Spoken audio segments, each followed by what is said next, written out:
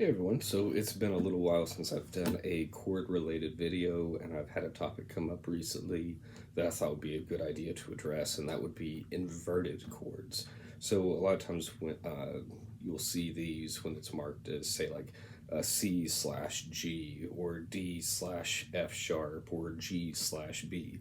And all that's meaning is that you're making the chord on the left side of the slash, but then the note to the right side is going to be the note that is played in the bass. So we've talked about chords. We know that each of our chords are typically made up of a root, third, and fifth, sometimes a seventh as well. So an inverted chord would mean that you have either the third at the top or the fifth at the top.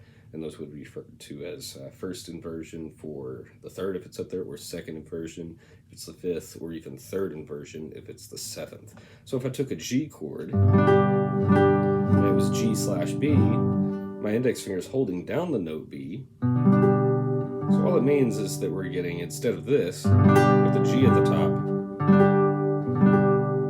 we're getting that version with a B in it there. So that B being the third of the chord, that would be a first inversion of the G chord. What if I was doing C slash G? So I need to add a G into the bass, and rather than just playing the open G down there, which I've already got, what I can do is play that third fret of the E string like this. So instead of this, I now have this. So that would be a second inversion because the note at the top is the fifth. We're adding an extra low G onto the C chord. Another example of this would be, like I mentioned, the D slash F sharp.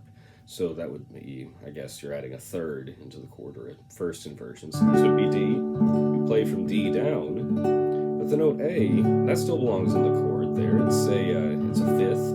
But what I can do is take my thumb, wrap it over the top, and that note is F sharp.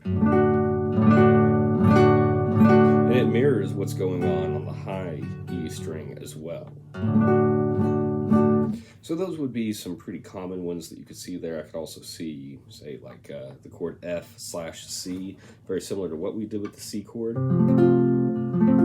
It's a string down, and that's really just one note short of like the big 6-string F chord there. So there's a ton of other variations out there, but I just wanted to point that out for you.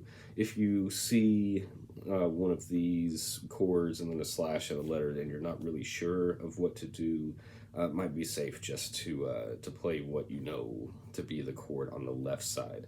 It wouldn't sound good if you were playing a B chord instead of the G, if you were doing a B or G slash B.